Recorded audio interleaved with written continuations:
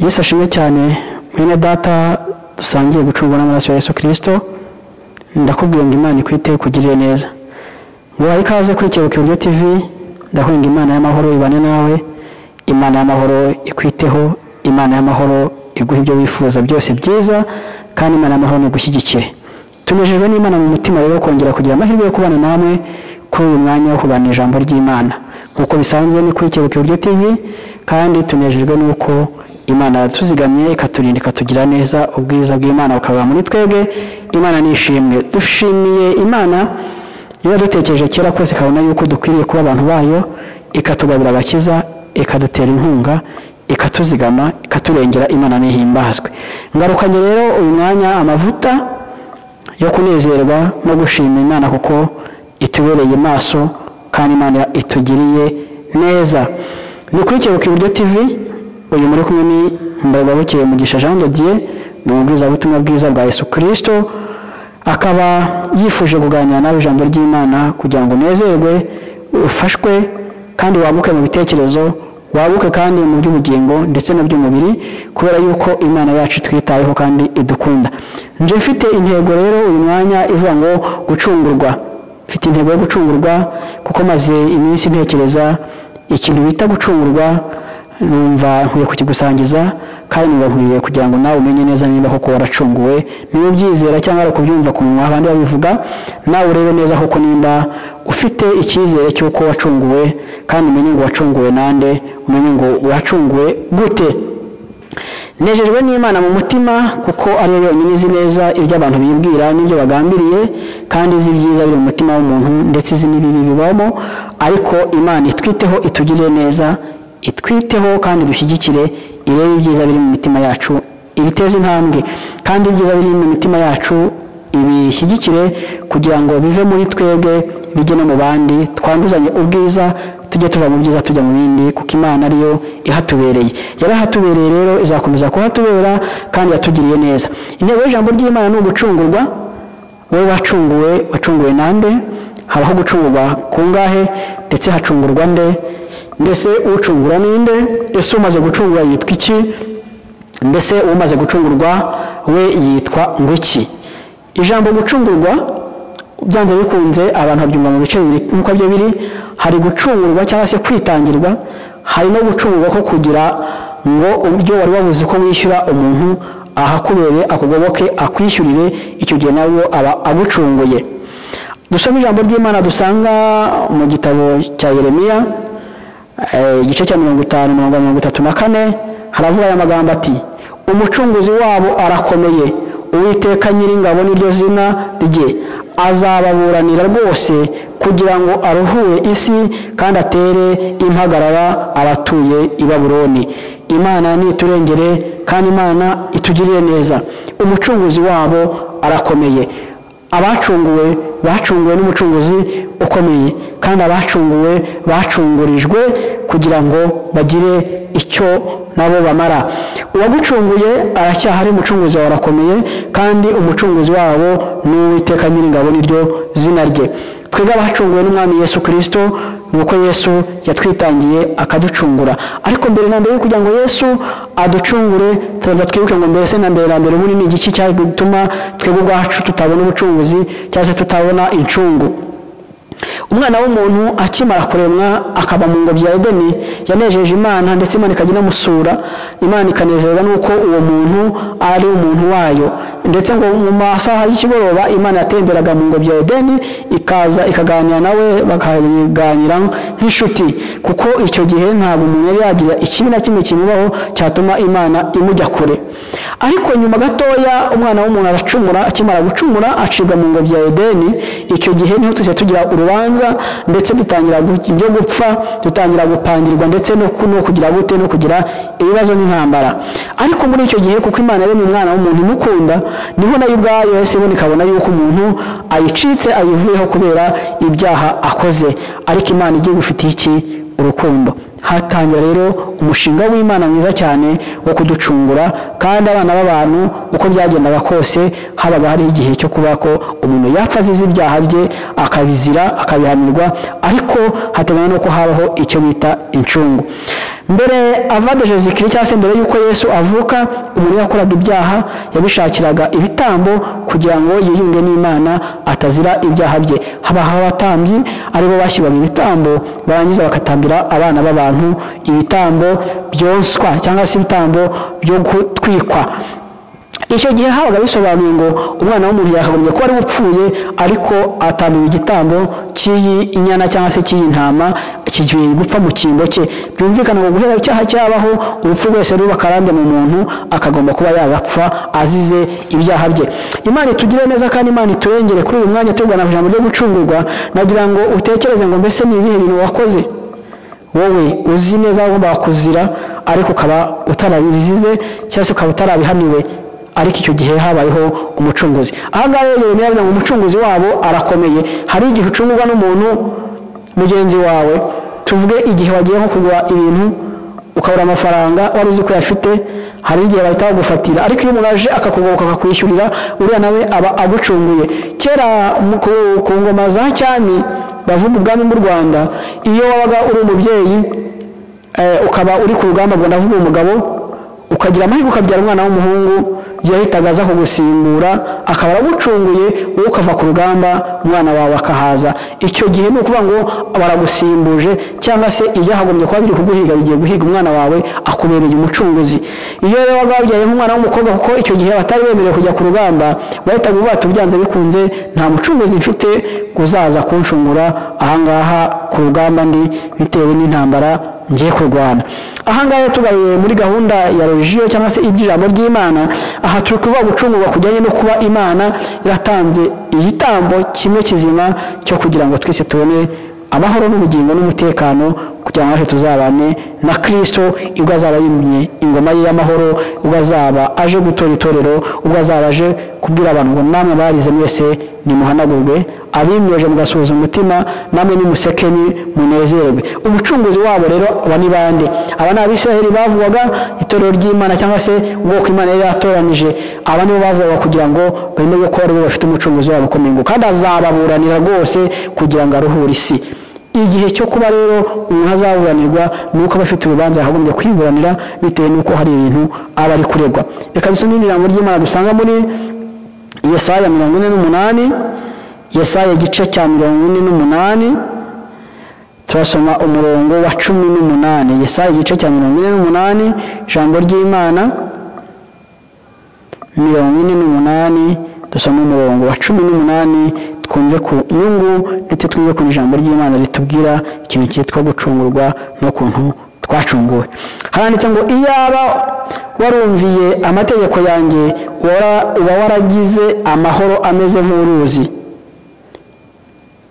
Waragize amahoro ameze iyaba warumviye amategeko yanjye uba waragize amahoro ameze nk'uruzi, gukiranuka kwawe kuba kwarabaye nk'uko umuraba w'inyanja.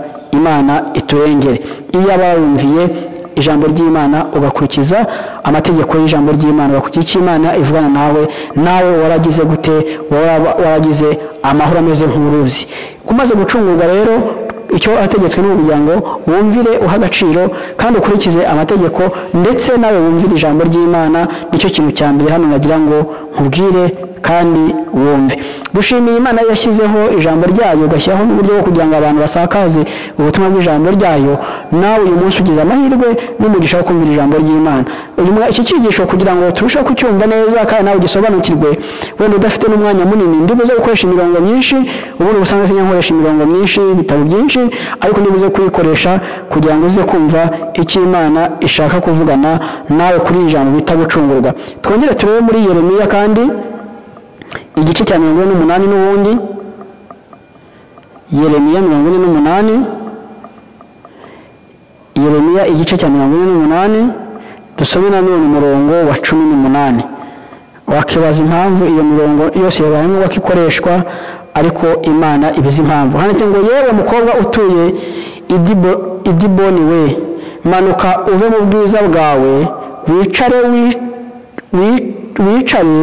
wicwa n'inyota kuko uwazanye Mowabu aguteye amaze kurimbura ibihome byawe. Yewe mukobwa utuye Idiboni we, yewe munyarwanda, yewe musore, yewe muntu nawe uri hano, nawe muntu ufite imbaraga, nawe wubashywe, nawe uzi neza ko uri ahantu hakomeye, nagira ngo umenye ko Imana ariyo yagucunguye, kandi wumva aya magambo umenye yuko nubwo wamanuka ukava mu bwiza, ukava mu by'icyubahiro, ukava mu byo kubahwa cyane no kumva ko ari wowe uteye ubwoba, ariko wicare wicwa n'inyota. Imana iturengere. Buriya kenshi na kenshi abantu bumva ijambo ry'Imana akaryumva muri sanse ashaka kuryumvamo, ntashake kuryumva muri sanse rijemo cyangwa se mu buryo rijemo, ahubwo agashaka utarihindura ukundi kuntu akagerekeza ku bandi bantu. Ariko niwe ubwirwa n'iri jambo ry'Imana, kandi wibaza impamvu haje aya magambo ameze gutya nyuma yo kumva ijambo rifite umutwe uvuga ngo gucungurwa. Iyo umuntu yacunguwe, iyo umuntu yahawe, yitambiwe, iyo umuntu yarengewe, iyo umuntu yazigamiwe, iyo umuntu yatabawe, iyo umuntu agize amahirwe yo kurengerwa, bisobanura ngo uwakurengeye asigara agufite mu bubasha, asigara agufiteho uruhare kugira ngo wowe ubwawe utangire ugendere ku byo ari kukubwira, ndetse ugendere ku byo ashaka. Kubera ko wagucunguye aba ari umucunguzi wawe, kandi wagucunguye aba agiye gukora ibyo wagomba gukora. Tugaruke ku rupfu rwa Yesu, kuko Yesu icyatumye apfa yazize njyewe, yazize nawe. Kandi ibyaha Yesu yabambiwe ntabwo ari we wabikoze, ntabwo yigeze akora icyaha, ahubwo yaje kugira ngo agucungure, kugira ngo wowe nawe uzabone ubugingo. Ubwo wari kuzira ibyaha byawe, ugaterwa amabuye, ugatukwa, ugasuzugurwa, ugakubitwa, ugapfa, Yesu yagiye mu cyimbo cyawe aragucungura, aragukiza, arakwitangira, kugira ngo nawe ubone amahoro n'umunezero, kugira ngo nawe ubone imbaraga n'ubushobozi, kugira ngo nawe ukomerere mu mwami, kandi nawe uve aho wagomba kuva. Yesu rero yaje kuducungura, niwe mucunguzi dufite, nta wundi mucunguzi dufite. Abandi bana b'abantu byo bagiye batwitangira bakatugirira neza, barabikoze, nabo turabashimiye, ariko umucunguzi dufite mukuru ari we watubereye igitambo kimwe kizima kandi ku Mana, ni Yesu Kristo. Urupfu rwe ntuzarusuzugure, ntuzarukereshe, kandi ntuzabifate nk'ibintu bidafite icyo bimaze, aho yari wowe yarimo acungura. Imana itugire neza, Imana iturengere. Yari wowe yarimo arengera, yari wowe yarimo agirira neza, yari wowe yagira ngo uyu munsi uze kuba ufite ubuzima buzima. Dushimiye Kristo Yesu wowe wemeye kwitanga. Iyo nicaye nkatekereza ikintu bita gucungura umuntu cyangwa se kwitangira umuntu, niyo wagerageza kwitanga wakitangira umuntu mwiza ukora ibyiza. Iyo usomye nk'ibitabo by'amateka y'abantu bagiye barwanira ubwigenge, baharanira icyo bita revolution, kenshi na kenshi wasanga umuntu ufite ibitekerezo byo kuba ari kurwana ku bantu b'abanyagihugu, uwo muntu wasanga abandi bemera agapfa ariko we ntabe yapfa, kuko babaga bazi ko igitekerezo n'ijambo riri muri we uwo nguwo rikomeye. Abo bakaba bakemera agapfa, abandi ndetse bakiturikizaho ibisasu kugira ngo barengere uwo muntu ukomeye muri bo, kuko bazi ko ijambo avuze igitekerezo cye kigera ahantu kure. Yesu rero ntabwo ari muri ubwo buryo yatwitangiyemo. Yesu yatwitangiye turi babi, tutavuga neza, nta n'ibyiza bitugaragaramo, ahubwo ari ibibi gusa. Yemera gupfa urupfu rwo kwiye gupfa abantu babi, yemera gupfa urupfu rw'agasuzuguro n'agashinyaguro, kugira ngo wowe nawe wongere ubone ubugingo. Yapfuye mu cyimbo cyawe, niwe mucunguzi, niwe wenyine wabashije kwitangira umuntu mubi, niwe wenyine wabashije guha agaciro umuntu utagafite, ariko arongera akamuhindura avuga ngo kuko cya gihe mu irema ry'umuntu agaciro Imana yahaye umuntu kwari ukugira ngo azanezeze Imana, azayihesha icyubahiro. None ubwo umuntu yahinyutse akaba mubi, agahinduka ikindi kintu kitari kiza imbere y'Imana, akeneye umucungura kugira ngo nawe azongera agaciro imbere y'Imana. Dushimiye Kristo kuko yafashe igihe kinini akadutekerezaho, akadukunda, akemera kuvukira umwana w'umuntu, ndetse akaza mu isi agasuzugurika, agafatwa nk'aho nta n'agaciro afite, ndetse agafatwa nk'aho nta n'ikintu amaze, ndetse abandi bakamusuzugura ndetse bakanamushinyagurira. Ariko hari ikintu namaze kwitaho, ndakurikira muri abo byo nasomye n'ibyo nabonye. Mu gupfa kwa Yesu no mu kubangwa kwa Yesu no guteshwa agaciro kwa Yesu, hari ibintu batari gukuraho. Ntabwo bari gukuraho ko ari umwami w'Abayuda, nta nubwo bari gukuraho ko Yesu akwiriye kwambara ikamba ry'ubwami. Nubwo babihinduye bakamwambika iry'amahwa, ariko yari ikamba. kera yaje ibimenyetso cy'uko nabo ubwabo batari bafite imbaraga zo kumuhindura undi muntu usanzwe. Iyo ntekereje rero umuntu wakakemeye kugupfira sanga ntawe. Umubyeyi yabyara umwana akamukunda ndetse no mu bibazo yakemeye umwana akaba ari we urya wenza ikamwica, ibibazo byaza akayitama, ariko iyo bigeze mu kintu cyitwa gupfa wenda wapfuri guhanyanyaza uri kurwana kugira ngo wenda hari hatagira ikimugeraho, nk'uko umwana abazi ko isi ari intare, niko natwe tuzi ko Imana yacu ari intare ikomeye kandi iteye ubwoba. Tuzi imirimo yakozwe n'abantu tukabashima, tuzi neza imbaraga abantu baba babishyizemo tukanezezwa nazo, ariko tuzi ko nta muntu n'uyu n'umwe wigeze ugira agaciro, wigeze ukoresha iby'agaciro nk'ibyo Yesu yakoresheje kugira ngo aducungure. Nejejwe n'Imana iri mu mutima kugusangiza iri jambo nkubwiye ngo nawe waracunguwe kandi wacunguwe n'Umwami ukomeye, nawe waracunguwe kuko wacunguwe na Kristo kandi agatanga amaraso ye. Iyo bavuze ngo twahawe agakiza ku buntu, agakiza ntabwo ari ak'ubuntu katangiyeho amaraso, ahubwo tugahabwa ku buntu, ariko ntabwo ari agakiza k'ubuntu. Yesu yarapfuye amena amaraso kugira ngo agakiza kaboneke, ntabwo ari agakiza. N'impamvu byitwa ngo ni ubuntu nuko n'ubundi utabona igiciro cyo kukagura, nuko utabona koste wakishyura ngo ubone ngo nanjye mpawe agakiza. Iyo ukiza ko ari ikintu kigurwa kavuga ati muri alimentation cyangwa se muri shop ingana gutya hamanitse n'ikintu bita agakiza, bari no gushyiraho tarifu bakavuga ati agakiza karagwa miliyoni z'inizenda z'amadolari, abantu ntibashakashake muzi, ariko kuko agakiza karenze iby'igiciro, karengeje agaciro ibyo by'igiciro bindi, ntabwo wabona uko kagura. Niyo mpamvu kitwa ngo agakiza k'ubuntu, ariko gukizwa n'ubuntu, ariko agakiza ntabwo ari ak'ubuntu kuko Yesu yakameneye amaraso. Niyo mpamvu nagira ngo waracunguwe. Igihe wacungurwaga rero ntabwo ari uko ari umuntu ukomeye, ahubwo igihe wacungurwaga nuko Yesu yaraguhaye agaciro. Nezerewe Imana mu mutima wanjye kuko nawe ugeze amahirwe yo kumvira ijambo ry'Imana. Nezezwa nuko Imana yakwitangiye y'ubwayo, yatanze umwana wayo arapfa ku bwawe, arasuzugurika.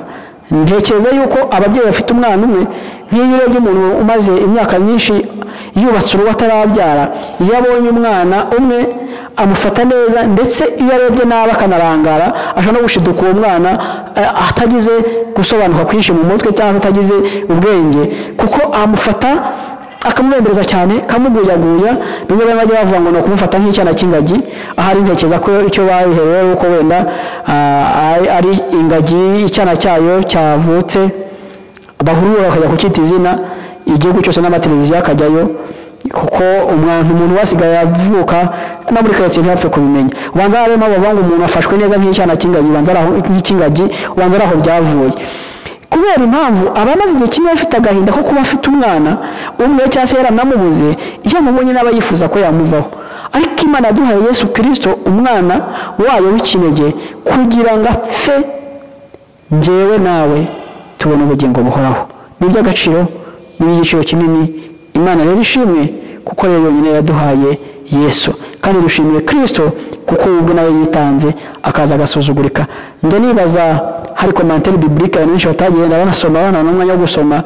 Yesu igihe ari gusenga avuga ngo iki gikombe kimurenge, hari abandi banditsi bavuze yuko nawe yamaze kubona umubiri ko umunaniye, kandi cyatumye Yesu aza kwemera gupfa. Ubundi yeza ko yishoka ari kuza kwitanga aturutse mu ijuru, akaza akamera nk'umumarayika akitanga adambaye umubiri, ariko ko ari kugira ngo amanuke abe usuzuguritse, nawe ajye mu mubiri umwana w'umuntu yambaye, ndetse no mu kugeragezwa k'umwana w'umuntu nawe yumva ukuntu bimera. Arabizi rero no kugira ngo rero apfe, yari amaze igihe kinini afite intimba n'agahinda. Wakibaza ngo se kuko yari Imana, we kuki yagiye gusenga? Ibyinshi Yesu yakoraga si uko yabaga ari ukugira ngo asenge kundi ho gusaba imbaraga kuko yazibuze, ahubwo Yesu yarimo atwereka icyerekezo cyo dukwiye gukora. Reka dusenge, dusabe Imana imbaraga, twishimira kuko yaduhaye umucunguzi, kandi natwe duha agaciro ubwo bucunguzi twabonye nuko gucungurwa twabonye. Mana, turagushimira mu izina rya Yesu Kristo, tunejejwe n'ubuntu bwawe n'urukundo rwawe byutugirira, izina ryawe nirihimbazwe. Tugushimiye kuko ugiye kwitanga ugasuzugurika, ugatukwa, ukangwa n'abantu, ugapfa ku bwacu, izina ryawe nirihimbazwe. Uyu mwanya rero nsengeye buri muntu wese wumvise iki cyigisho, wumvise iri jambo ryawe, kugira ngo umugire neza, umurengere, kandi yongere yambare imbaraga zikwiriye kumukomeza muri iki gihe dusohoyemo kitoroshye cyane. Ubuntu bwawe, ukuboko kwawe kwiza gushyigikira abagore, gushyigikira abagabo ndetse n'abana bato n'urubyiruko, kugira ngo barusheho guha agaciro urupfu rwawe, kugira ngo nabo bamenye neza yuko uguze ingoma y'amahoro bakeneye kuzabana nawe. Uturinde ibyaha n'ibisaba byo, utwambike imbaraga zose, kandi tugirire neza kuri Imana.